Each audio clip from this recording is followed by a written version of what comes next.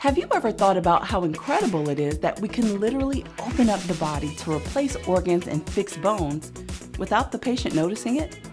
It wasn't always painless to go through surgery. When anesthesia was first used in 1846, it was seen as quackery, pseudo-medicine that self-respecting physicians would not want to be associated with. If doctors didn't want to touch anesthetics, who would help patients go through surgery without excruciating pain? We now have the tools to make patients comfortable during surgery, but we just needed to find someone to actually give the anesthesia.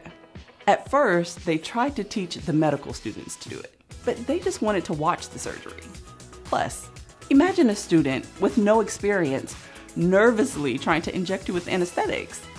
So they asked nurses, who already knew about patient care, and they nailed it.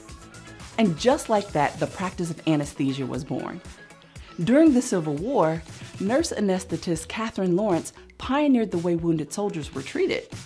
The world-famous founders of the Mayo Clinic, surgeons William and Charles Mayo, wanted nurse anesthetist Alice McGaw to give anesthesia for their surgeries.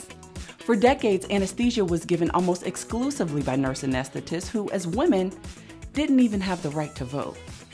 When physicians eventually caught on to this profession and created their first anesthesia residency in 1927, there were already 19 nurse anesthesia programs in the country. Sadly, things got ugly. Physicians sued the nurses, claiming that anesthesia should only be given by doctors. But women had been safely practicing anesthesia for decades. And in 1934, the Supreme Court of California ruled that anesthesia was, in fact, a practice of nursing. Today, there are over 50,000 certified registered nurse anesthetists, or CRNAs, nationwide, of which about 60% are women. They provide 60% of all the anesthesia in the United States, more than 43 million times per year. Isn't it time to give the original and longest-lasting anesthesia profession some credit? So from all of us who have ever had surgery, a special thank you to all these pioneering women, and to all the current CRNAs out there. We appreciate you. Certified registered nurse anesthetists.